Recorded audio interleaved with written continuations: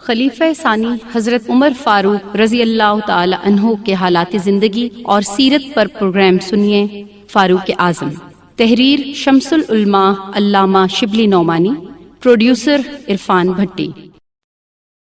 سامعین محترم، قادسیہ کے معرکے میں جو عجم یا عرب مسلمانوں سے لڑتے تھے، ان میں سے ایسے بھی تھے جو دل سے لڑنا نہیں چاہتے تھے بلکہ زبردستی فوج میں پکڑے آئے تھے۔ بہت سے لوگ گھر چھوڑ گئے تھے، اور فتح کے بعد یہ لوگ سعد رضی اللہ تعالیٰ عنہ کے پاس آئے اور امن کی درخواست کی۔ سعد نے دربار خلافت کو لکھا۔ حضرت عمر رضی اللہ تعالیٰ عنہ نے صحابہ کو بلا کر رائے لی اور سب نے بالاتفاق یہ منظور کر لیا۔ غرض تمام ملک میں امن دیا گیا، اور جو لوگ گھر چھوڑ کر نکل گئے تھے واپس آ کر آباد ہوتے چلے گئے۔ رعایا کے ساتھ یہ ارتباط بڑھا کہ اکثر بزرگوں نے ان میں رشتہ داریاں کر لیں۔ ایرانیوں نے قادسیہ سے بھاگ کر بابل میں مقام کیا، اور چونکہ یہ ایک محفوظ اور مستحکم مقام تھا، اطمینان کے ساتھ جنگ کے تمام سامان مہیا کر لیے تھے اور فیروزان کو لشکر قرار دیا گیا۔ سعد نے ان کے استحصال کے لیے 15 ہجری میں بابل کا ارادہ کیا اور چند سردار آگے روانہ کیے کہ راستہ صاف کرتے جائیں۔ چنانچہ مقام برس میں بصیری صد راہ ہوا اور میدان جنگ میں زخم کھا کر بابل کی طرف بھاگ گیا۔ برس کے رئیس نے، جس کا نام بستام تھا، صلح کر لی اور بابل تک موقع بموقع پل تیار کرا دیے کہ اسلامی فوجیں بے تکلف گزر جائیں۔ بابل میں اگرچہ عجم کے بڑے بڑے سردار نخیر جان، ہرمزان، مہران، مہرجان وغیرہ جمع تھے، لیکن پہلے ہی حملے میں بھاگ نکلے۔ سعد رضی اللہ تعالیٰ عنہ نے خود بابل میں مقام کیا اور زہرہ کی افسری میں فوجیں آگے روانہ کی۔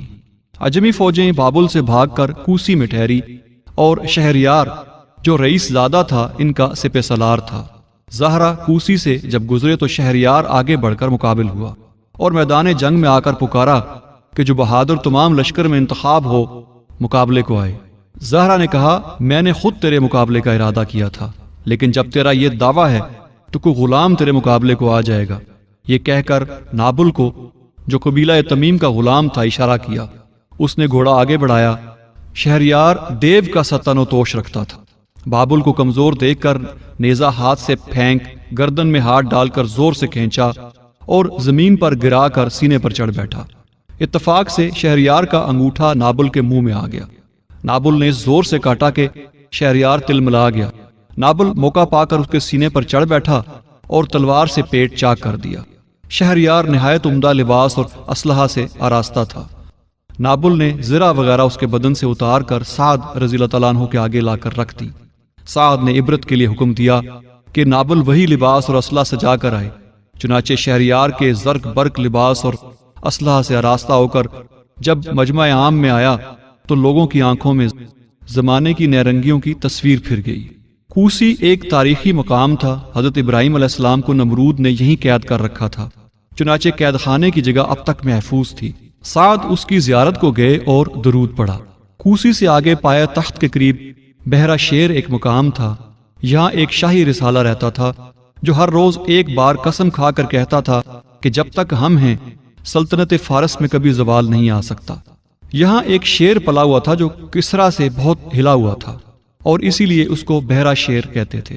سعد کا لشکر قریب پہنچا تو تڑپ کر نکلا، لیکن ہاشم نے، جو ہراول کے افسر تھے، اس صفائی سے تلوار ماری کہ وہیں ڈھیر ہو کر رہ گیا۔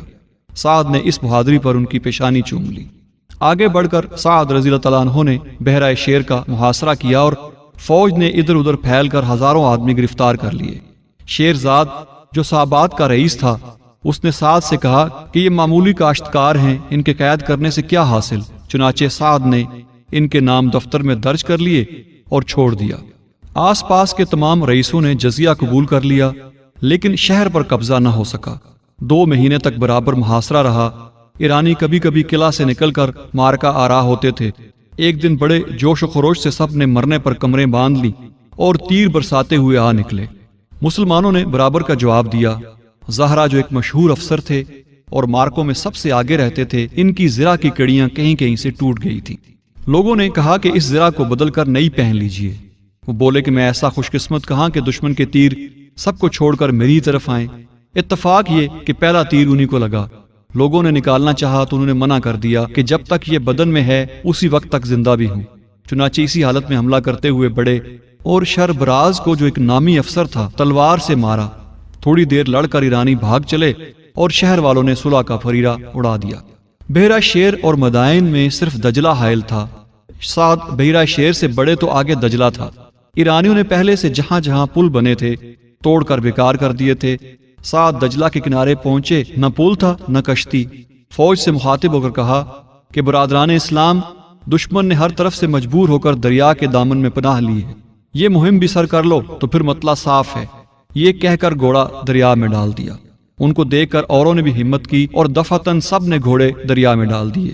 دریا اگرچہ نہایت زخار اور مواج تھا، لیکن ہمت اور جوش نے طبیعتوں میں یہ استقلال پیدا کر دیا کہ موجیں برابر گھوڑوں سے آ کر ٹکراتی تھیں اور یہ رکاب ملا کر آپس میں باتیں کرتے جاتے تھے، یہاں تک کہ یمین و یسار کی جو ترتیب تھی اس میں بھی فرق نہ آیا۔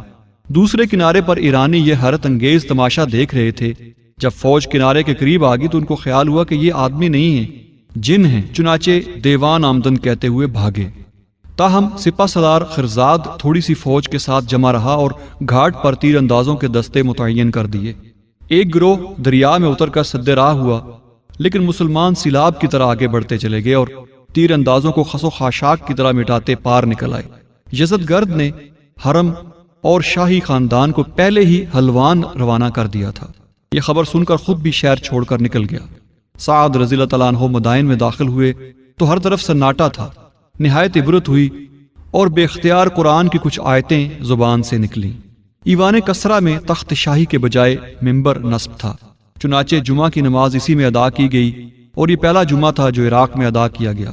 ہمارے فقہاء کو تعجب ہوگا کہ سعد نے باوجود یہ کہ اکابر صحابہ میں سے تھے اور برسوں جناب رسالت مآب صلی اللہ علیہ وسلم کی صحبت میں رہے تھے، عالمگیر و محمود کی تقلید نہیں کی، بلکہ ایوان میں جس قدر مجسم تصویریں تھیں سب برقرار رہنے تھیں۔ 2-3 دن ٹھہر کر سعد نے حکم دیا کہ دیوانات شاہی کا خزانہ اور نوادرات لا کر یکجا کیے جائیں۔ کیانی سلسلے سے لے کر نوشروان کے عہد تک کی ہزاروں یادگاریں تھیں۔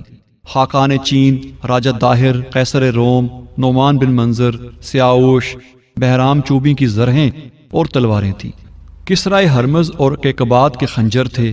نوشروان کا تاج زرنگار تھا اور ملبوس شاہی تھا۔ سونے کا ایک گھوڑا تھا جس پر چاندی کا زین کسا ہوا تھا اور سینے پر یاقوت اور زمرد جڑے ہوئے تھے۔ چاندی کی ایک اونٹنی تھی جس پر سونے کی پالان تھی اور مہار میں بیش قیمت یاقوت پروئے ہوئے۔ ناکا سوار سرے سے پاؤں تک جواہرات سے مرصع تھا۔ سب سے عجیب و غریب ایک فرش تھا جس کو ایرانی بہار کے نام سے پکارتے تھے۔ یہ فرش اس غرض سے تیار کیا تھا کہ جب بہار کا موسم نکل جاتا تھا تو اس پر بیٹھ کر شراب پیتے تھے۔ اس رعایت سے اس میں بہار کے تمام سامان مہیا کیے گئے تھے۔ بیچ میں سبزے کا چمن تھا، چاروں طرف جدولیں تھیں، ہر قسم کے درخت اور درختوں میں شگوفے اور پھل پھول تھے۔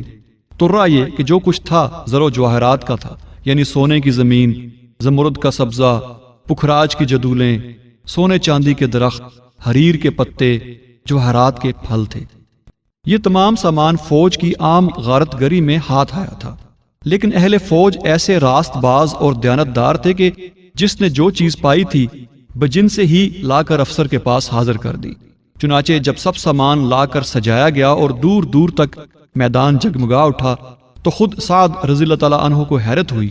بار بار تعجب کرتے تھے اور کہتے تھے کہ جن لوگوں نے ان نوادرات کو ہاتھ نہیں لگایا بے شبہ انتہا کے دیانتدار۔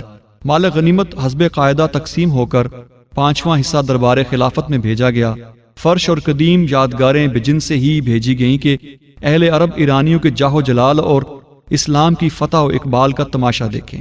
حضرت عمر رضی اللہ تعالیٰ عنہ کے سامنے جب یہ سامان چنے گئے تو ان کو بھی فوج کی دیانت اور استغنا پر حیرت ہوئی۔ محلم نام کا مدینہ میں ایک شخص تھا جو نہایت موزوں قامت اور خوبصورت تھا۔ حضرت عمر رضی اللہ عنہ نے حکم دیا کہ نوشروان کے ملبوسات اس کو لا کر پہنائے جائیں۔ یہ ملبوسات مختلف حالتوں کے تھے، سواری کا جدا، دربار کا جدا، جشن کا جدا، تہنیت کا جدا۔ چنانچہ باری باری تمام ملبوسات محلم کو پہنائے گئے۔ جب ملبوس خاص اور تاج زرنگار پہنا تو تماشائیوں کی آنکھیں خیرہ ہو گئیں اور دیر تک لوگ حیرت سے تکتے رہے۔ فرش کی نسبت لوگوں کی رائے تھی کہ تقسیم نہ کیا جائے۔ خود حضرت عمر رضی اللہ تعالیٰ عنہ کا بھی یہی منشا تھا، لیکن حضرت علی رضی اللہ تعالیٰ عنہ کے اصرار سے اس بہار پر بھی خزاں آئی اور دولت نوشروانی کے مرقع کے پرزے اڑ گئے۔ یورپ کے موجودہ مذاق کے موافق یہ ایک وحشیانہ حرکت تھی، لیکن ہر زمانے کا مذاق جدا ہے، اور وہ مقدس زمانہ جس میں زخارف دینیوی کی عزت نہیں کی جاتی تھی، دنیاوی یادگاروں کی کیا پرواہ کر سکتا تھا؟ علامہ شبلی نعمانی کی معرکۃ الآراء تصنیف الفاروق پر مبنی پروگرام آپ سن رہے تھے۔ فاروق اعظم، ریکارڈنگ انجینئر واجد محمود، آواز تحقیق و پروڈیوسر عرفان بھٹی، پیشکش رفا انسٹیٹیوٹ آف میڈیا سائنسز۔